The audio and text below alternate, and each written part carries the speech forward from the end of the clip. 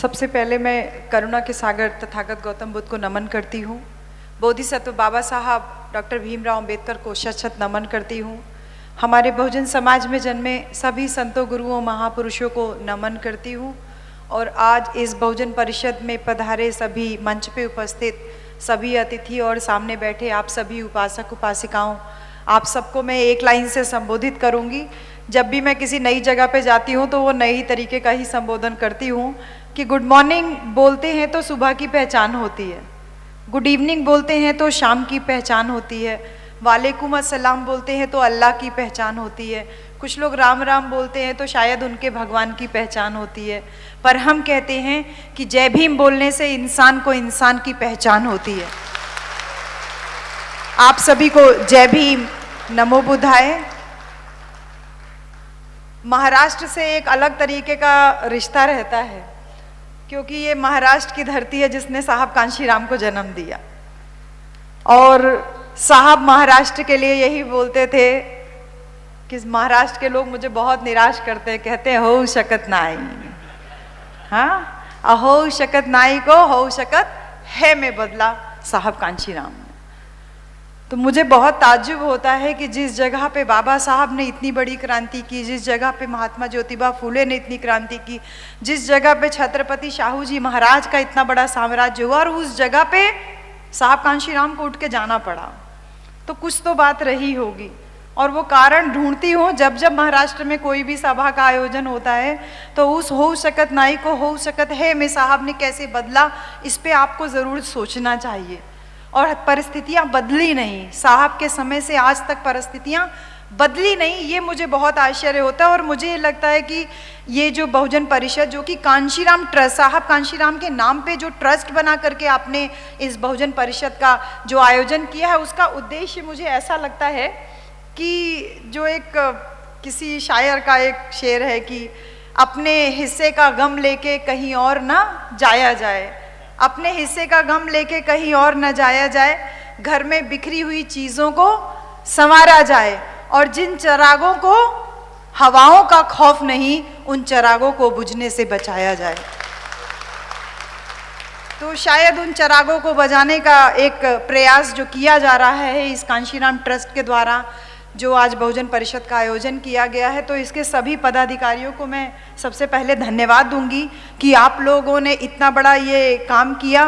और एक चीज़ और मैं आपको बताऊंगी कि मैं अपने जीवन में मैं भाग्य और भगवान में भरोसा नहीं रखती, लेकिन फिर भी मैं कई बार मुझे ऐसा लगता है कि मैं उन तमाम बेकार लोगों में से हूँ जो साहब कांशीराम को कभी देख नहीं पाए, जबकि मैं होश में थी जब साहब का मिशन मूवमेंट चल रहा था। लेकिन मैं अपने आप को इस मामले में बहुत दुर्भाग्यपूर्ण मानती हूँ कि मैं कभी साहब से क्यों नहीं मिल पाई, या मैंने साहब को कभी क्यों नहीं देखा।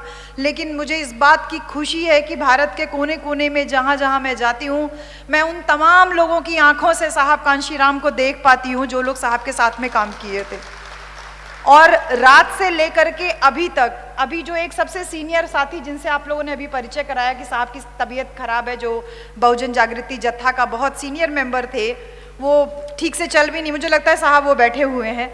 आप लोगों ने जो साहब को जिंदा रखा है आज तक, ये एक बहुत बड़ी देन है, न केवल महाराष्ट्र की बल्कि पूरे भारतवर्ष में। तो हर एक जगह पे जहाँ पे भी हम जा रहे हैं, हम साहब कांशीराम के लोगों को, यानी जो कह रहे हैं ना कि ये कांशीराम के लोग हैं, जो ये कहते हैं ना लोग हैं, तो शायद जो साहब खौफ पैदा करना चाहते थे हमारे बीच में, वो खौफ लोगों में आज भी जिंदा है। बस ज़रूरत इतनी है कि जिस इस बहुजन परिषद में जो लोग दिख रहे हैं वो थोड़े सीनियर लोग दिख रहे हैं, हमें थोड़े से जूनियर लोग, जैसे लक्ष्मण जी को आपने बुलाया है, इस टाइप से और जूनियर लोगों को साहब कांशीराम के लोग बनाना है, इस मिशन मूवमेंट को जिंदा रखना। क्योंकि साहब ने ये बात कही थी कि सरकार बने ना बने, सत्ता मिले ना मिले, सामाजिक परिवर्तन की गति कभी रुकनी नहीं चाहिए। तो मैं साहब का ही विचार लेके उत्तर प्रदेश से आई हूँ, और उस धरती से आई हूँ जिस धरती पे भगवान बुद्ध ने अपना पहला उपदेश किया था, बनारस यानी सारनाथ की धरती से। तो उपदेश हमने वहाँ पे सीखा तथागत बुद्ध का, बाबा साहब का, और फिर जब साहब कांशीराम को जाना, साहब कांशीराम को पढ़ा, तो दिन पर दिन साहब को मैं देख नहीं पाती हूँ। जब भी उनके सामने फूल चढ़ाना होता है या कैंडल लेके जाना होता है, मैं साहब को ऐसे देख नहीं पाती हूँ, क्योंकि मुझे ऐसा लगता है कि साहब का चेहरा देखिए ना, आपने फूलों से उसको हटा लगा रखा है, आप फूल हटाइए, वो चेहरा देखिए, साहब की आंखों में एक अलग तरीके की चमक आज भी दिखाई देती है।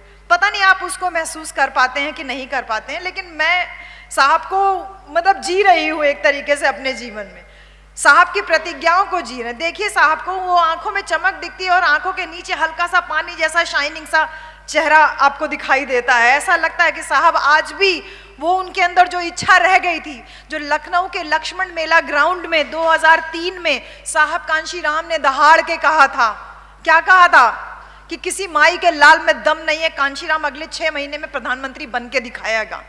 ये हमारे लिए बहुत दुर्भाग्यपूर्ण था कि साहब ने 2003 में जब लक्ष्मण मेला ग्राउंड लखनऊ में वो बात कही, उसके बाद ही साहब को लकवा मार गया और उसके बाद साहब कभी सक्रिय नहीं हो पाए। लेकिन साहब का शायद ये उसी समय का फोटो है और वो चमक साहब की आंखों की कैद है। वो चमक आज भी आप लोगों से कह रही है कि जिस कारवां को, बाबा साहब की बातें जब साहब कहते थे कि मैं जिस कारवां को इतनी मुश्किल तक यहाँ लेकर के आया हूँ, अगर उसको आगे ना ले जा पाओ तो उसको पीछे मत जाने देना, इसको वहीं रोक के रखना। इस बात को कांशीराम साहब ने तो पूरा किया, साहब कांशीराम ने पूरा किया, लेकिन जिम्मेदारी अब है, जब साहब की आंखें आपसे बोलती हैं कि मैं इस कारवां को वहां से यहां तक तो ले आया, लेकिन अब तुम्हारी जिम्मेदारी है कि इसको आगे लेकर के जाओ। तो मैं एक चीज आपसे अनुरोध करूंगी कि प्लीज मेरी बातों पे ताली मत बजाइए। मैं आपसे वोट मांगने नहीं आई हूँ, मैं चुनाव लड़ने नहीं आई हूँ, मैं कोई नेता नहीं हूँ। हम एक परिवर्तन की बात करने आए हैं, हम एक परिवर्तन की लड़ाई लड़ रहे हैं, जिसके लिए मैं यूपी के बाहर बहुत कम प्रोग्राम्स में जाती हूँ, स्पेशली तब जब हम लोग खुद यूपी में बहुत तेजी से काम कर रहे हो तब। तो हम जब बाहर आते हैं तो हम आपसे अनुरोध यही चाहते हैं कि जब आप मुझे यूपी में काम करते हुए देख के बाहर अपने यहाँ बुलाए हो, तो हम चाह रहे हैं कि वो काम आपके यहाँ पे भी शुरू हो। तो मैं एक छोटी सी जो है बात जो साहब कांशीराम के जीवन की आप लोग कर रहे हो कि आपने हमको बुलाने पे बहुत पैसा खर्चा किया और हम साहब के तैयार किए हुए लोग हैं। और हम जब साहब, मैंने कल सर से भी कहा, मैंने कहा आप मुझे ये 4 स्टार 5 स्टार होटल में आप रहने का व्यवस्था कर रहे हो, आपने मुझे हवाई जहाज से बुलाया, ठीक है मेरे पास समय की कमी थी तो हम प्लेन से आ जा सकते हैं, वो कोई बात नहीं, लेकिन हमारे रुकने आने जाने से लेकर के कितना पैसा हम खर्चा कर रहे हैं। महाराष्ट्र में तो हो सकत नाई को हो सकत है, साहब ने किया कि शासन सत्ता में तुम्हारी भागीदारी होनी चाहिए, और हम यहाँ अगर अपने आप को, यानी मुझे आप अगर बुलाने पे मुझे अगर आप इतना अवभगत करोगे तो मैं तो साहब के मिशन की सिपाही हूँ, मेरा दिमाग तो नहीं खराब होगा, लेकिन मैं इस बात का दावा करती हूँ कि लोगों का दिमाग बहुत तेजी से इन सारी चीज़ों पे लग जाता है कि ठीक है भैया बुलाया जाएगा, आराम से भाषण ही तो देना है, खाली बस बोलेंगे और फिर इसके बाद अपना खाएंगे पिएंगे और चले जाएंगे। ये इस प्रवृत्ति पे लगाम लगाने का काम साहब ने किया था। साहब का जो आपने नाम लेके आज बहुजन ट्रस्ट बनाया है, उसका कितना बड़ा उद्देश्य है। साहब ने कहा 1 नोट और 1 वोट, जहां वो राजनीति की शुरुआत की है कि मैं धन्ना सेठों से लड़ नहीं सकता। कैसे लड़ाई नहीं लड़ सकता? क्योंकि उनके पास बहुत पैसा है, लेकिन साहब ने कहा उनके पास भले ही पैसा हो, लेकिन हमारे पास जनता की शक्ति है, जनबल है, लोगों की ताकत है। इस ताकत का एहसास कराने मैं उतनी दूर से आपके पास में आई हूं कि ये ताकत थी जिन्होंने कहा कि मुझे तुमसे तुम्हारा भागीदारी कैसा चाहिए, तुम्हारा 1 वोट चाहिए और तुम्हारा वोट के साथ में 1 नोट चाहिए। तो 1-1 रुपए की बहुत कीमत है मेरे प्यारे भाइयों। इस बात का आप थोड़ा सा रखिए अपने दिमाग में कि आपको अपने आप को कैसे बैलेंस करके साहब के मिशन मूवमेंट को आगे बढ़ाना है। मैं ये नहीं कहती कि आप खर्चा नहीं कीजिए, खर्चा आप ज़रूर कीजिए, लेकिन खर्चा आप किस पे कीजिए? अपने समाज में लोगों के बीच में जा करके मीटिंग करने में खर्चा कीजिए, क्योंकि ये मीटिंग जो यहाँ पे हम करते हैं, यहाँ पे तथाकथित बहुत सारे जो लोग हैं वो पहले से ही बहुत शिक्षित होते हैं, हम पहले से ही बहुत पढ़े होते हैं। हमें इस काम को मल्टीप्लाई करना है, इस काम को लेके जो साहब ने कहा कि अपने लोगों के बीच में जाकर के जो जागरण जत्था जो साहब ने बनाया, टीम बनाया ना, 3 ही उद्देश्य था उनका। एक जागरण जत्था वाला जो 100 पॉइंट्स थे, उसमें 3 पॉइंट्स मैंने साहब को केवल पढ़ के जाना मेरे प्यारे भाई। हो सकता है मैं कुछ गलत भी बोलूं, आप मुझे करेक्ट कर दीजिएगा, लेकिन उस 100 पॉइंट्स में 3 पॉइंट पे साहब कांशीराम सबसे ज्यादा जो जोड़ दिए थे वो एक बहुजन जागृति जत्था, जैसे जो हमारा भाई विशाल गा रहा था, वो दूसरा प्रेस के ऊपर, और तीसरा जो सांस्कृतिक परिवर्तन, वो सांस्कृतिक परिवर्तन हम चाहते हैं कि आपका पैसा जो है उस सांस्कृतिक परिवर्तन पे लगे, लोगों के बीच में जाकर के, गांव में, गली में, मोहल्ले में लोगों के बीच में जाके छोटी छोटी परिषद का आयोजन हो, तब हम जाकर के साहब के मिशन मूवमेंट को कैसे मजबूत कर पाएंगे अमरावती में, जहां पे हमारी पॉपुलेशन सबसे ज्यादा है, हमारी पॉपुलेशन सबसे ज्यादा है, लेकिन साहब के लोग, कांशीराम के लोग हैं ये लोग, ये कांशीराम के लोग कितने ज्यादा बढ़ते हैं लोगों के बीच में, जब हम उनके बीच में पहुंचेंगे तभी ये बातें कर पाएंगे, क्योंकि हम साहब से सीख रहे हैं, साहब के जीवन से सीख रहे हैं। हमने जब साहब को पढ़ा तो हमारी आंखों में केवल साहब का सपना आता है, जो साहब ने ललकार के लक्ष्मण मेला ग्राउंड में कहा था कि मेरा सपना, मैं 6 महीने के अंदर देश का पीएम बन के दिखाऊंगा, और किसी माई के लाल में ये दम नहीं है। मेरा काम वहां से शुरू होता है कि हम साहब के उस सपने को कैसे पूरा कर पाए, क्योंकि उत्तर प्रदेश में साहब ने आपको और हमको 4 बार मुख्यमंत्री बनाया। जैसे मैं बार बार बोलती हूं कि अगर मुझे मेरे महापुरुषों के संघर्ष की बदौलत पढ़ाई का अवसर नहीं मिला होता,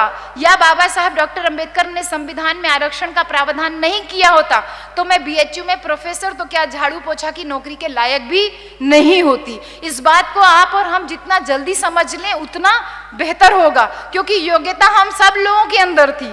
आजादी के पहले भी बहुत योग्यता थी और आज तक बहुत योग्यता है, लेकिन इसके बावजूद हमारा हर कदम पे टांग खींचा जाता है, हमको हर जगह पे नंबर कम दिया जाता है, चाहे इंटरव्यू हो या कहीं पे भी, कोई भी छोटा बिजनेस भी आप करने की कोशिश करते हैं तो सोर्स पे ही आपको पीछे से खींच दिया जाता है कि ये आगे नहीं बढ़ना चाहिए, ये संविधान नहीं होता तो हम यहाँ तक नहीं पहुँचते। और इसीलिए मुझे बार बार ये लगता है कि वो ऋण मेरे बाबा साहब और मेरे महापुरुषों का मेरे ऊपर है, क्योंकि मैं किसी का हक खत्म किया, मैंने किसी अपने समाज के एक व्यक्ति का हक खाया है, तब मैं यहां तक पहुंची हूं। क्योंकि हो सकता है कोई गांव में रहने वाला व्यक्ति जो कि थोड़ा और तेज रहा होता, लेकिन मैं शहर में रह करके पढ़ के आई, मुझे ज्यादा अच्छी एजुकेशन मिली तो मैं वहां तक पहुंच गई। शायद अगर मैं किसी का हक पाई हूं, अगर उसको मौका मिलता तो शायद वो मेरी जगह सेलेक्ट होकर के आ पाता। तो जब मैंने किसी का हक खाया है तो मैं अपने समाज का एक बहुत बड़ा रिप्रेजेंटेशन कर रही हूं उस हक के बदले, और वही हक मुझे वापस पे बैक करना है अपने समाज को। ये मुझे साहब कांशीराम ने सिखाया, और ये तब मैंने जाना जब मैंने साहब के संघर्षों को जाना। यही संघर्ष मैं आप लोगों को चाहती हूँ कि लोगों तक पहुँचे कि साहब किस तरीके से बेचैन हो गए। साहब को इसी महाराष्ट्र, इसी पूना की धरती पे पहला लेसन मिला जो कांशीराम साहब बाबा साहब को नहीं जानते थे, और जब साहब कांशीराम बाबा साहब को जाने तो कितना बेचैन हो गए। आज तमाम लोग बाबा साहब की तमाम किताबें पढ़ते हैं और मुझे नहीं समझ में आता कि वो कैसे इतना चैन से रह पाते हैं। ये साहब कहते थे कि मैंने बाबा साहब की केवल 2 किताबें पढ़ी और मेरा दिमाग इतना हो गया कि मैंने अपनी नौकरी से इस्तीफा दे दिया। और साहब ने केवल इस्तीफा ही नहीं दिया, इस्तीफा लिख करके 7 बातें अपनी माँ को चिट्ठी लिख करके पोस्ट की, और उन 7 बातों में साहब ने सबसे बड़ी बात यही लिखी कि माँ मैं कभी शादी नहीं करूँगा, माँ मैं कभी घर नहीं आऊंगा, माँ मैं कभी किसी नात रिश्तेदार में नहीं जाऊंगा, यानी मेरा बहुजन समाज ही मेरा नात परिवार रिश्तेदार है। माँ मैं अब कभी कोई नौकरी नहीं करूंगा, यानी मैंने अपने समाज के लिए जो नौकरी छोड़ी, मेरी समाज ही मेरी नौकरी रहेगा। माँ अब मैं अपने नाम पे कोई भी घर, दुकान, मकान या बैंक बैलेंस, रुपया, पैसा नहीं रखूंगा। ये 5 प्रमुख बातें मैं आपसे जो कह रही हूँ, इतनी बड़ी प्रतिज्ञा एक 32-35 साल का नौजवान, 1934 में जन्म हुआ और 1967 में 33 साल का नौजवान इतनी बड़ी प्रतिज्ञा ले ले कि मैं कभी शादी नहीं करूंगा, मैं कभी नौकरी नहीं करूंगा, मैं अपने नाम पे कोई बैंक बैलेंस नहीं रखूंगा। माँ को चिट्ठी दे देते हैं साहब कांशीराम लिख करके। माँ रहती है पंजाब के खवासपुरा में, साहब कांशीराम की चिट्ठी पाती है, माँ रोती रोती भागती हुई आती है और 2 महीना साहब के साथ पुणे में उनके घर में रहती है। और 2 महीने में साहब कांशीराम अपनी माँ से 10 मिनट तक बात नहीं करते, 10 मिनट भी बात नहीं करते। तो एक दिन माँ खींच के बोलती है, बेटा मैं तुझसे मिल रही थी, दूर से आई, इतनी देर से तुझसे बात करने की कोशिश कर रही हूँ इतने दिनों से, और तेरे पास इतना टाइम नहीं है कि तू अपनी माँ से बात कर। तू पता नहीं कौन सी किताबें हैं जिनको तू पढ़ने में ऐसे रात दिन लगा रहता है। तब साहब कांशीराम अपनी माँ से कहते हैं, माँ ये किताबें कोई साधारण किताबें नहीं हैं, ये किताबें मेरे बाबा साहब मेरे लिए लिख के गए हैं, और इन किताबों में बाबा साहब मेरे लिए सत्ता की चाबी छोड़ के गए हैं। मैं उस सत्ता की चाबी को खोजने का प्रयास कर रहा हूं। माँ तू टाइम वेस्ट मत कर, मैं तेरे साथ घर आने वाला नहीं हूं, तू जा वापस अपने घर। और माँ रोती हुई वापस अपने घर चली आती है। और इधर साहब कांशीराम की प्रतिज्ञा देखिए, कितनी मजबूत प्रतिज्ञा कि उनको धूप, जाड़ा, बरसात कोई भी मौसम हिला नहीं पाता। यहाँ तक कि एक बार साहब कांशीराम पंजाब में ही एक मीटिंग के दौरान गए और वहाँ पर जब उनकी माँ को पता चला कि उनके बेटे का मीटिंग उनके ही जिले में लगा है, तो वो अपने पति से बोलती हैं कि चलिए बेटे को मना करके वापस ले आया जाए। 4 साल का दरमियान बीत गया इस बीच में, जब से साहब कांशीराम ने घर छोड़ा था। और इस 4 साल के बाद माँ का जब ममता उमड़ती है कि चल के बेटे से मिल आया जाए, तो बेटे के प्रति जो बाप का दिल था कठोर था, बोले कि जो बेटा घर छोड़ दिया वो बेटा हमारे लिए मर चुका है, तुझे जाना है तो तू जा, मैं नहीं जा रही। साहब की माँ का मन नहीं मानता और साहब की मीटिंग में पहुंच जाती हैं। साहब ऐसे ही खुले मैदान में खड़े होकर के भाषण दे रहे थे और पीछे माँ जो है भीड़ के बीच में खड़ी होती है। कार्यक्रम खत्म होता है, सारे लोग चले जाते हैं और माँ चुपचाप पेड़ के पीछे वहां खड़ी होकर आंखों से उसके आंसू लगातार बह रहे होते हैं। जब भाषण सब लोग चले जाते हैं तो माँ धीरे धीरे चल के जब आगे आती है, और जब आगे आती है तो साहब कांशीराम जब देखते हैं तो सारे कार्यकर्ता लोग जो कुछ उनके अगल बगल होते हैं सोचते हैं कोई पागल औरत है, बिल्कुल एकदम बाल एकदम उजड़ा हुआ और आंखों में एकदम आंसू और एकदम आंख नाक सब बह रहा है। तो उनको रोकने के लिए जाते हैं, साहब मना कर देते हैं, बोलते कोई रोकेगा नहीं, अगर ये मुझे 2 थप्पड़ भी लगा देती हैं तो भी कोई बोलेगा नहीं, ये मेरी माँ है, ये जैसे आते हैं आने दीजिए। और साहब की माँ धीरे धीरे चल के जब साहब के सामने आती है तो उनको देख के कंट्रोल नहीं होता है, साहब को अपनी बाहों में भर के बहुत तेज तेज रोने लगती है और रोते रोते साहब से बस यही बात कहती है, बेटा घर चल बेटा, तेरी माँ बूढ़ी हो गई है, तेरी माँ से घर का काम नहीं होता है, मैंने तेरी शादी पक्की की है, तू मेरे लिए बहू लेकर के आ, तेरी बहनें हर साल तेरा रक्षाबंधन पे इंतजार करती है, घर चल बेटा घर चल, मैं तेरे सर पे सेहरा बंधा हुआ देखना चाहती हूँ। माँ रोती जा रही है, बोलती जा रही है और इतना दृढ़ संकल्प साहब कांशीराम का, इतना बड़ा भीम प्रतिज्ञा साहब कांशीराम की कि साहब के चेहरे का भाव तक नहीं बदलता, आंसू तो बहुत दूर की बात। माँ जब रोते रोते जब थोड़ा चुप होती है तो साहब अपनी माँ को थोड़ा अपने से अलग करते हैं और कहते हैं वही बात, माँ तू घर जा, माँ तू घर जा, मैंने इस समाज को अपना घर मान लिया है और इस समाज के लिए काम करते हुए अगर मेरी जान भी चली जाए तो भी मुझे कोई गुरेज नहीं, माँ मुझे सेहरा नहीं, माँ मुझे कफन चाहिए, माँ मुझे सेहरा नहीं, माँ मुझे कफन चाहिए। इतना कह के साहब अपनी माँ को दूर करते हैं और चुपचाप बिना माँ की तरफ देखे वापस चले आते हैं। जब मैंने साहब की इस बात को जाना तो मुझे तथागत गौतम बुद्ध की वो बात याद आई, क्योंकि महाराष्ट्र के लोग सबसे बड़े बुद्धिस्ट बनते हो आप, बनते वाद इसलिए शब्द बोल रही हूं क्योंकि हो नहीं। साहब कांशीराम की ये बात से मुझे भगवान बुद्ध की वो बात याद आती है, जब भगवान बुद्ध बुद्ध बन करके सिद्धार्थ गौतम से गौतम बुद्ध बन करके जब अपने घर आते हैं और कपिलवस्तु आते हैं और जब यशोधरा से मिलने उनके कक्ष में जाते हैं तो उनके साथ आनंद और 2 भंते और होते हैं। और जब वो यशोधरा के कमरे की तरफ अंदर जाते हैं तो आनंद से और अपने साथी 2 भंते से बोल देते हैं कि देखो मैं तो मुक्त हो चुका हूं, लेकिन यशोधरा जो कि मेरी पूर्व में पत्नी थी वो अभी मुक्त नहीं हुई है, अगर वो मुझे पकड़ भी लेती है तो भी तुम लोग कोई उसका विरोध मत करना। और सिद्धार्थ गौतम जब धीरे से कमरे में अंदर जाते हैं, यशोधरा सिद्धार्थ गौतम को देखती है, चीवर पहने हुए, हाथ में भिक्षा पात्र लिए हुए, फूट फूट के रोने लगती है और उनके पांव में गिर के कहती है कि स्वामी मुझे भी अपनी शरण में लीजिए। ये दोनों वाकया सिर्फ आपको इसलिए बता रही हूं कि जिसने भी त्याग किया, सिद्धार्थ ने त्याग किया, वो बुद्ध बन गए। बाबा साहब ने अपने 4 बच्चों की कुर्बानी दी, वो डॉक्टर भीमराव अंबेडकर से बाबा साहब बन गए।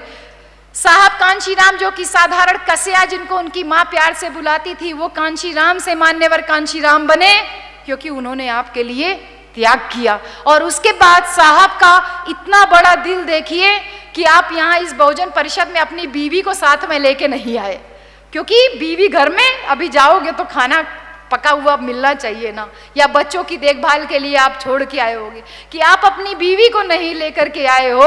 और मान्यवर कांशीराम का दिल देखिए कि पूरी जिंदगी में जितना कुछ उन्होंने कमाया वो सारा कुछ एक औरत के नाम कर दिया, एक औरत को पूरी तरीके से जिम्मेदारी दे दी, तो वो भी आप लोगों के लिए एक बहुत बड़ा सबक है कि जिस औरत को आपने केवल घर तक सीमित रखा है, उस औरत पे साहब ने कितना बड़ा भरोसा किया और उस औरत ने भी बहुत बड़ा त्याग किया। 22-23 साल की उम्र में उस जमाने में औरतें पढ़ नहीं पाती थी ठीक से, वो छोटी सी लड़की 22-23 साल की साहब के मिशन मूवमेंट से जुड़ती है, अपना घर द्वार त्यागती है और उसके बाद वो भी आजीवन प्रतिज्ञा करती है कि मैं शादी विवाह नहीं करूंगी, घर परिवार नहीं बनाऊंगी। तो समाज उसको भी सम्मान से अपनी बहन बोलता है, चाहे वो छोटा हो और चाहे कोई बुजुर्ग हो। ये इतिहास रहा है और इसी इतिहास से आपको और हमको सबक लेना है। जो साहब का 4 साल का जो दौर था, जो अपनी माँ से दूर रहे, और जो साहब कांशीराम यहाँ पे जब उन्होंने मिशन मूवमेंट को जाना समझा, तो वो तमाम साथी जिन लोगों को आप लोगों ने अपनी आंखों से देखा होगा, हमने तो केवल किताबों में पढ़ा, चाहे वो मनोहर आमटे हों या तमाम और लोग हों जिनके साथ साहब कांशीराम साइकिल चलते थे, पैदल चलते थे। और यहीं पूना में जब साहब नौकरी छोड़ के एक कमरा किराए पे लिए, तो वही मनोहर आमटे जी सबसे ज़्यादा साहब के साथ में रहे। और उन्हीं के समय का एक घटना ये भी है कि साहब को एक दिन सुबह जो है वो पूना के लिए ट्रेन पकड़ते थे, लोकल ट्रेन मुंबई के लिए, और उसको लिए वो साइकिल रखते थे अपने रूम से स्टेशन तक आने के लिए। और एक दिन उनकी साइकिल में हवा कम होती है, संडे का दिन होता है, मनोहर जी कहते हैं कि वो आप जो है आप दरवाज़ा बंद करके जाइएगा, क्योंकि साहब को तो जुनून सवार था लेकिन वो नौकरी कर रहे थे। और वो बोलते हैं कि दरवाज़ा बंद करके जाना, आज संडे मैं देर तक सोऊंगा। और साहब बाहर निकलते हैं, उनकी साइकिल में हवा नहीं होती है, तो वो थोड़ी देर जाते हैं और उसके बाद भड़बड़ाते हुए वापस अंदर आते हैं। तो मनोहर जी का आंख खुलती है और कहते हैं, अरे आप तो जाने वाले थे, आप गए नहीं। बोले कि वो साइकिल में हवा नहीं है, थोड़ा मैं पैसा खोज रहा हूँ, 5 पैसा हो तो साइकिल में थोड़ा हवा डलवा लूँ। बोले साहब मेरी साइकिल ले जाइए। बोले तेरी साइकिल भी पंक्चर है, तेरी साइकिल मैं पहले देख चुका हूँ। और फिर दोनों साथी मिल करके कॉपी किताब गद्दा रजाई सबके नीचे देखते हैं, उनको साइकिल में हवा डलाने के लिए 5 पैसा नहीं मिलता। साहब कहते हैं मेरी ट्रेन का टाइम हो रहा है, अगर मेरी ये ट्रेन छूट गई तो मुंबई में मेरे बहुत सारे साथी मेरा आज इंतजार कर रहे होंगे, हमने मीटिंग रखा है। और साहब पैदल ही दौड़ते हैं कि पूना स्टेशन जा करके मैं ट्रेन टाइम पे पकड़ाऊं। जिस व्यक्ति ने इतना त्याग किया, तब जा करके मेरे जैसी महिला यहाँ खड़े होकर के इतना दमदारी से बोल पा रही। बाबा साहब ने मुझे अधिकार जरूर दिया, लेकिन मुझे यहाँ खड़े होकर के बोलने का साहस मेरे कांशीराम साहब ने दिया। वो कांशीराम साहब जिनकी आंखों की तरफ हम देख नहीं पाते, क्योंकि वो बार बार कहते हैं कि मैंने कितनी मुश्किल से तुमको यहाँ तक पहुँचाया है, पैदल घूमा, साइकिल घूमा। आज 49-50 की बरस की उम्र में आप लोग बुढ़े होने लगते हो, आपका घुटना बोलने लगता है, आंखों से दिखाई कम देने लगता है, सोचते हो आराम करेंगे, घर में नाती पोते हो जाते हैं, उनको खिलाने में टाइम वेस्ट करते हो। और साहब कांशीराम 49 बरस की उम्र में 3000 से ऊपर किलोमीटर साइकिल की यात्रा किए और तमाम किलोमीटर वो पैदल यात्रा किए। किसके लिए किए? जब साहब अपनी माँ से कहते हैं कि माँ मुझे सेहरा नहीं, माँ मुझे कफन चाहिए, तो मैं पूछती हूँ आपसे कि किसके लिए साहब ने इतनी बड़ी प्रतिज्ञा की, जो माँ से कहा कि मुझे सेहरा नहीं, मुझे कफन चाहिए? आपके और हमारे लिए ही तो किया। और हम कैसे लोग हैं कि हम साहब के ही मिशन मूवमेंट को धीरे धीरे करके भूलते चले जा रहे हैं, जिसको तिनका तिनका जोड़ करके एक माला में पिरोया। 6743 जातियों में बटे हुए समाज को साहब कांशीराम पूरी जातियों को नहीं जोड़ पाए, केवल 650 जातियों को ही जोड़ पाए। और 650 जातियों को क्या जोड़ा साहब ने? कहा कि तुम 100 में 85 हो, तुम्हारी ताकत इतनी ज्यादा है कि तुम इस देश की हुक्मरान कौम बन सकते हो।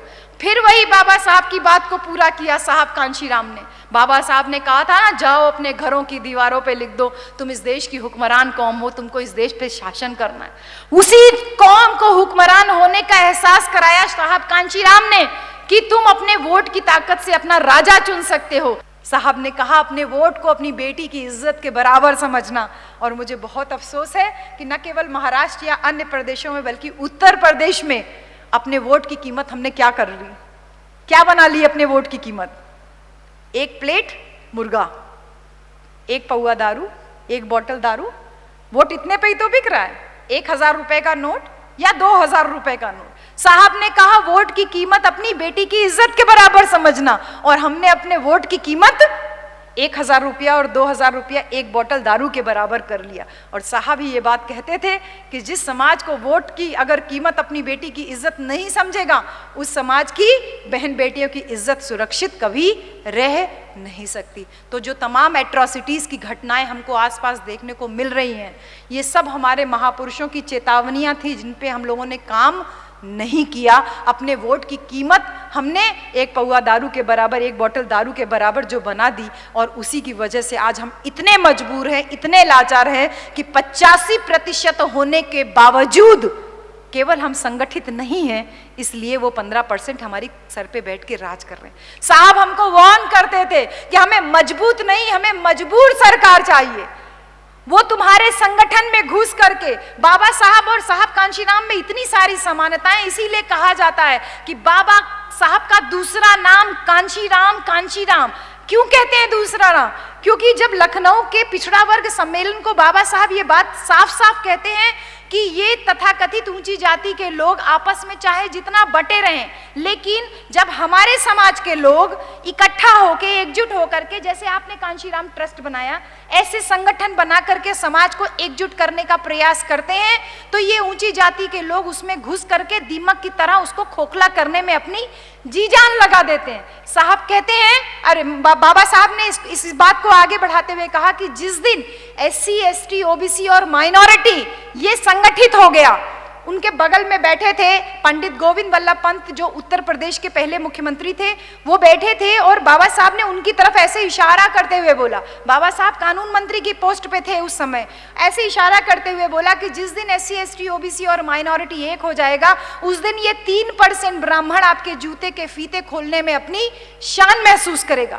इतनी बड़ी बात जब बाबा साहब बोलते हैं, तो इस बात को अक्षरशः पालन कौन कराता है? साहब कांशीराम।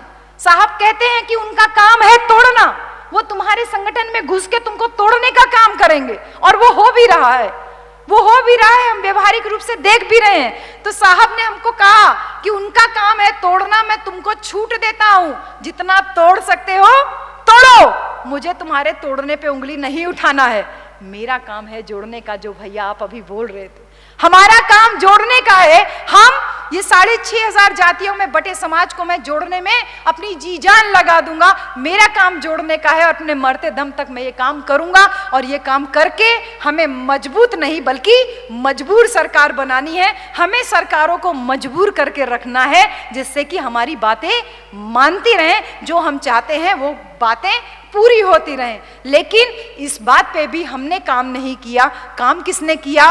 वही तथाकथित जो 15% लोग, मनुवादी लोग, वो लोग काम कर रहे हैं। उन्होंने आज सरकार इतनी मजबूत बना ली, इतनी मजबूत बना ली कि 85% उनके सामने मजबूर नजर आ रहा है कि नहीं नजर?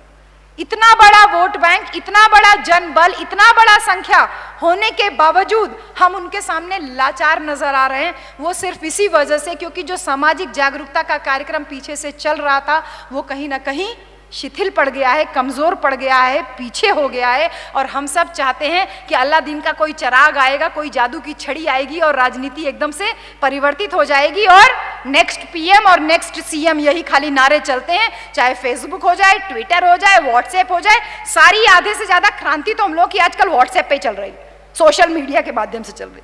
मान्यवर साहब ने इसको एक हथियार के रूप में कहा दिया था आपको और हमको, और हमने उसका गलत फायदा उठा रहे हैं। हम सारे लोग बाहर निकलना ही भूल गए, बल्कि हम लोग घर से ही सारा मिशन मूवमेंट, वही नेक्स्ट PM और नेक्स्ट CM, खाली ये चल रहा है। तो वो जो मजबूत सरकारें बनाए हैं, वो लोग आपको और हमको इतना मजबूर कर दे रहे हैं कि वो भेदभाव, असमानता, जो गैर बराबरी थी, जिसकी नींव बाबा साहब ने संविधान लिख करके हिला दी थी, उस भेदभाव, असमानता को ये फिर से स्थापित करने का काम कर रहे हैं। और धीरे धीरे करके बुलडोजर एक के बाद एक व्यवस्थाओं पे चलाते आ रहे हैं। ये बुलडोजर कुछ और नहीं है, बल्कि वो व्यवस्था है। ये बुलडोजर आज क्या चल रहा है? कह रहे हैं कि ये गड़बड़ किया, इस पे बुलडोजर चलेगा। बुलडोजर वो व्यवस्था है जो कि बाबा साहब ने चलाई थी संविधान लिख करके बुलडोजर चला के पूरा खत्म कर दिया था समानता को, गैर बराबरी को, और इन लोगों ने उसी को हथियार बना दिया वापस सारी चीजें स्थापित करने के लिए। आप चिल्लाते रहो, वो आके बुलडोजर चला के चले जा रहे हैं, आपका मकान गिरा के चले जा रहे हैं। केवल ये बुलडोजर केवल मकानों पे नहीं चल रहा है, आने वाले समय में देख लीजिए इसका शुरुआत भी हो चुका है। ये बुलडोजर शैक्षिक संस्थाओं पे भी चल रहा है, ये बुलडोजर तमाम सामाजिक संस्थाओं पे भी चल रहा है कि आपको तमाम चीजों से बाउंड कर दिया गया कि आप ये नहीं कर सकते, ये नहीं कर सकते, ऐसा नहीं कर सकते। ये बुलडोजर समाज में हर एक उस ताने बाने पे चल रहा है जो कि इकट्ठा होने का, एकजुट होने का प्रयास कर रहा है, और हमको बेवजह की चीजों में उलझा के रखा हुआ है। कभी मंदिर के ऊपर बहस कराते हैं, कभी किसी धर्म ग्रंथ के ऊपर बहस कराते हैं, कभी मुसलमानों के ऊपर बहस कराते हैं। इस बात को बहुत अच्छे से समझ लीजिए कि अगर आप फोकस्ड काम नहीं करेंगे, अगर आप साहब की आंखों में आंखें डाल करके देख पाते हो तो आपको वो फोकस साहब की आंखों में ही नजर आ जाएगा कि वो आपसे कहे कि वो बात करेंगे ताज की, तुम बात करना आज की। वो बात करते हैं मुसलमानों की, वो बात करते हैं गीता की, कुरान की, आपको करना ही नहीं, आपको बात संविधान की करनी है, आपको फोकस्ड रहना है। वैसे ही जो साहब की आंखों का सपना है कि आप कैसे अपने आप को शासक जमात बना पाते हो, कैसे अपने वोट की ताकत का एहसास करा पाते हो। लेंस का काम है, अगर सूरज में धूप के सामने उसको ऐसे रख दिया जाए तो वो कागज को जला देता है, वो फोकस्ड काम होता है। वो फोकस्ड काम साहब कांशीराम आपसे और हमसे चाहते थे कि वो बुलडोजर चला रहे हैं भले ही, लेकिन आने वाले समय में ये बुलडोजर हमारी व्यवस्था को ना खत्म करे, इसके लिए आपको और हमको अपनी जो जनबल है, अपनी जो शक्ति है, उसका एहसास करना है। ये लोग आपको व्यर्थ के मुद्दों में उलझा देते हैं, उन मुद्दों में आपको उलझना नहीं है। हाँ, लेकिन हाजिर जवाबी जरूर आपको तय करनी है, और वो हाजिर जवाबी वैसे ही तय करनी है कि जैसे ये इनके दिमाग में किस तरीके का कीड़ा चलता है कि मुसलमान अगर या मुसलमान हो या आप और हम हो, हम लोग जूता गांठते हैं, जूता बनाते हैं, या जब तक मरा हुआ पशु उठा रहे थे इनको कोई दिक्कत नहीं थी। बाबा साहब के समय में भी बाबा साहब ने जब महारों से कहा कि तुम मरा हुआ पशु नहीं उठाओगे, तो ये लोग क्या बोले कि अरे वो तुम लोगों का नुकसान कर रहा है, हर पशु उठाने पे 500 रुपया मिलता है, वो तुम लोगों का नुकसान कर रहा है। यानी जो भ्रम फैलाने वाले लोग हैं वो भ्रम फैलाने का काम करते हैं। साहब ने इसके लिए भी हमको वार्निंग दिया था, साहब कांशीराम ने, बाबा साहब ने भी कहा कि तुमको वो भ्रम फैला रहे कि 500 रुपया का नुकसान हो रहा है। वो कह रहे, बाबा साहब ने तुरंत हाजिर जवाबी दिया कि मैं आपको 1500 रुपए एक पशु पे दूंगा, एक मरा हुआ पशु तुम उठाओ, तुम्हारा नुकसान ज्यादा हो रहा, तुम्हारा 1000 रुपया का नुकसान हो रहा है, चलो आज से तुम मरा हुआ पशु उठाओ, हम मरा हुआ पशु नहीं उठाएंगे। ये हाजिर जवाबी आपको और हमको सीखनी है, क्योंकि हम जब तक गंदा काम कर रहे थे तब तक इन्हें दिक्कत नहीं थी। इन्हें दिक्कत कब से होने लगी? जब से एक चमार की बेटी उत्तर प्रदेश में मुख्यमंत्री हो गई, जब से एक अहिर का बेटा उत्तर प्रदेश में मुख्यमंत्री बन गया, इनके दिमाग में है कि हम खाली जूता गांठें या मरा हुआ पशु उठाएं या मरा हुआ जानवर उठाएं, और हम या तो गाय भैंस का काम करें, खेत खलिहान का काम करें, हम लोहा पीटे, सोना पीटे, यही काम करें, हम जाति से ऊपर ना उठ पाए। हम जाति से ऊपर उठ करके suit boot coat pant tie पहने, इन्हें तकलीफ होने लगी। हम मुख्यमंत्री बन के प्रधानमंत्री का सपना देखने लगे, इन्हें तकलीफ होने लगी, और ये हमको उलझा दे रहे हैं, हमारे स्पेशली युवाओं को मोबाइल के माध्यम से। ये सोशल मीडिया जो हमारे पास एक बहुत बड़ा हथियार है, इस माध्यम से जिससे हम अपनी इस मिशन मूवमेंट को और मजबूती दे सकते थे, इसको वो और कमजोर कर रहे हैं, क्योंकि तमाम तरीके की बातें फैलाई जाती है, जैसे कि मुसलमानों के खिलाफ एक नफरत का माहौल पैदा करके ये सब बातें करते हैं। तो आपको इसका मजबूती से जवाब देने, जो हाजिर जवाबी की बात मैं कर रही हूं, इसका मजबूती से आपको जवाब देना है कि हमें ये साबित करने की जरूरत नहीं है, इस देश को सींचने में, बनाने में हमारे पुरखों का योगदान है। और वो पुरखे हमारे, चाहे ज्योतिबा फूले हो, छत्रपति शाहू जी महाराज हो, बाबा साहब हो, साहब कांशीराम हो, या फिर वो तमाम मुसलमान भाई हो जिन लोगों ने अपनी देश को छोड़ करके, यानी पाकिस्तान छोड़ करके भारत देश में रहना स्वीकार किया, इस देश में अपनी अपनी जान दे दी, इस देश की आज़ादी के लिए तमाम काम किया, तो ये जो नफरत और देशभक्ति और तमाम तरीके का जो माहौल वातावरण पैदा किया जा रहा है, इससे सावधान रहिए। मेरा आपसे विनती है कि इस ट्रस्ट के माध्यम से तमाम वो छोटे छोटे जो संगठन है उसको एक बैनर तले, छतरी नीचे लेकर के आइए और धीरे धीरे इसका प्रचार प्रसार गाँव में लोगों के बीच में लेकर के जाइए। क्योंकि अगर हमारा सामाजिक प्रतिनिधित्व यानी लोगों के बीच से अगर आप तैयार करो, जो आपका हमारा समाज का जो चमचा लोग तैयार हो जाते हैं ना, कि आपने किसी को तैयार किया, वो सोचता है मैं तो MP MLA हो गया, और फिर उसको कोई पॉलिटिकल पार्टी टिकट दे देती है, वो उसका तलवा चाटने लगता है। तो ऐसा ना बिकने वाला जो समाज साहब कांशीराम का सपना था, वो ना बिकने वाले समाज को तैयार करना हमारी और आपकी जिम्मेदारी है। तो साहब का जो नारा है, उसी बात पे मैं अपनी बात खत्म करूंगी कि जो साहब ने कहा था, निकलो बाहर मकानों से, जंग लड़ो बेईमानों से। तो जंग लड़ने का समय आ गया है। बेईमान लोग सत्ता पे काबिज हो गए हैं। ये बेईमान लोग धीरे धीरे आपके देश को खोखला कर रहे हैं।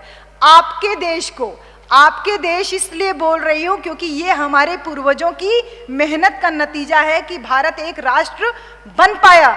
अलग अलग जातियों में बटे हुए समाज को एक भारत सूत्र में बाबा साहब ने पिरोया, फिर उसको शासन सत्ता का एहसास एक सूत्र में पिरो के साहब कांशीराम ने किया, और अब धीरे धीरे उसी सूत्र की एक एक माला का एक एक मोती जातियों के तमाम नेताओं को ये पैदा करके, खड़ा करके, उनको लालच दे करके, केंद्र में सरकार बना करके, या जिस भी तरह से उनको छोटा छोटा पद दे करके हमारे ही बीच में विघटन पैदा कर रहे हैं। ये ऐसे चैलेंजेस को हमें स्वीकार करना है। और जो संत शिरोमणि गुरु रविदास महाराज ने कहा था, ऐसा चाहूं राज में मिले सबन को अन्न, छोट बड़े सब सम रहे रविदास प्रसन्न। जो संत शिरोमणि गुरु रविदास महाराज का बेगमपुरा यानी ऐसा पूरा हो, ऐसा देश हो, ऐसा राष्ट्र हो जो कि बेगम वाला हो, यानी जिसमें कोई भी गम ना हो। तो ऐसा चाहूं राज में मिले सबन को अंग, वो सबको अन्न तभी मिल पाएगा, सब खुश तभी हो पाएंगे जब आप अपनी सरकार बना पाएंगे। और अपनी सरकार बनाने के लिए अपने समाज को, आपको और हमको मजबूत करना है। और अपने समाज को मजबूत करने के लिए कांशीराम ट्रस्ट जैसे संगठन ही आगे आकर के काम करेंगे। राजनीतिक पार्टियां आपका टांग खींचेंगी, लेकिन पीछे नहीं हटना है। ये हम उत्तर प्रदेश में भी फेस कर रहे हैं। हमें इससे बिल्कुल भी परेशान नहीं होना है। अपने हिस्से के चिराग को जला के रखना है, अपने हिस्से की मेहनत को हमें करके रखना है। क्योंकि हाथी चलता है, कुत्ते भौंकते हैं, भौंकने दीजिए। साहब अडिग नहीं हुए, और साहब के नाम पे आपने ट्रस्ट बना के जो ये काम शुरू किया है, इसी काम को हमें आगे बढ़ाना है। और इस आगे बढ़ाने के दरमियान में अपने गाँव में अपने जो नीचे तबके के लोग हैं, वो आपसे कनेक्ट तभी हो पाएंगे जब आप एक सरकारी कर्मचारी होने के बावजूद अगर आप उनके बीच में जाते हो, उनका दिया हुआ चाहे गुड़ हो, चाहे मीठा हो, चाहे पानी हो, जो भी हो, अगर वो साधारण एक टंकी से भर के भी पानी देते हैं, आप तो हमको बढ़िया 20-20 रुपए लीटर वाला बिस्लेरी पानी पिला रहे हो, लेकिन हम गांव में चाहे वो हैंडपंप का पानी या कुएं का पानी जो भी वो लाके हमको देते हैं, हम खुशी खुशी उनके साथ भले 2 घूंट पिए, लेकिन हम ज़रूर पीते हैं। क्योंकि ये एम्पावरमेंट उनको फील होता है कि ये मेरे समाज की हैं, प्रोफेसर हैं, लेकिन हमारे बीच में आ रहे हैं, हमारे बच्चे पढ़ेंगे तो यहाँ तक पहुँच सकते हैं। ये जो door to door, man to man connectivity है, जो साहब का एक सपना था, वो कनेक्टिविटी इस ट्रस्ट के माध्यम से मैं उम्मीद करती हूँ कि इस अमरावती जिले में आप पूरा करने में सक्षम होंगे। मेरी शुभकामनाएं आपके साथ में है। एक चीज़ और कहूँगी कि राजनीति को ऐसा आप झुकाने के चक्कर में मत पड़ो, बल्कि समाज को इतना मजबूत कर दीजिए कि राजनीति खुद आपके चरणों में झुकी हुई नजर आए। अपने बीच से नेता निकालिए, अपने बीच से कार्यकर्ता निकालिए, ऐसा कार्यकर्ता जो ना बिकने वाला हो। मुझे कोई खरीद सकता है, मैंने तो ऐलान कर दिया है कि मैं कोई धन संपत्ति नहीं रखूंगी। जिसने खुद अपनी पर्सनल प्रॉपर्टी कुछ नहीं रखनी, उसको कोई नहीं खरीद सकता। ऐसा आप अपने बीच से निकाल सकते हैं, क्योंकि आपने फुल टाइम पार्ट टाइम दोनों तरीके के वॉलंटियर आप तैयार किए हुए हैं। आप लोग जब मुझे यहाँ पे एंट्री गेट पे जब आप रिसीव कर रहे थे, मेरी आंखों से आंसू निकल रहे थे, क्योंकि साहब का एक एक काम मैं किताबों में पढ़ रही हूँ और मैं अमरावती में प्रत्यक्ष रूप से देख रही हूँ। एकदम वैसे ही कैडर में आप हमको लेने आए, आप हमको होटल तक पहुँचाए, और उसके बाद में आप यहाँ पे उसी कैडर के तहत लेकर के आओ और उसी तरीके से आप यहाँ पर बैठे। तो साहब का आपने लाइन पकड़ा हुआ, बस इस लाइन को जो एक्सटेंड करना था कि साहब ने बामसेफ वाला काम आपको सिखाया, आप उस बामसेफ से जो DS4 वाला काम है वो कांशीराम ट्रस्ट करेगी। और एक विनती यही है कि जो साहब ने कहा था कि हो सकत नाही को हो सकत है में, महाराष्ट्र की जो एक सपना था साहब का उसको पूरा करना है। और कांशीराम ट्रस्ट को मैं बहुत सारी मंगल कामनाएं देती हूँ कि इस ट्रस्ट के माध्यम से वो काम होगा। मेरी कोई बात आपको बुरी लगी हो तो मैं माफ़ी नहीं मांगूंगी, मैं चाहती हूँ कि बुरी लगे, ठीक है। मैं कहीं पे भी जाती हूँ क्योंकि मैं आपके बाप का तो खा नहीं रही हूँ, मैं अपने बाप का खा रही हूँ, तो अपने बाप की ही बात करती हूँ। अब आपको तय करना है कि आपका बाप कौन है, ठीक। और जो पल पल अपने बाप बदल रहे हैं, ऐसे दो गले लोग मेरे समाज के हितैषी नहीं हो सकते।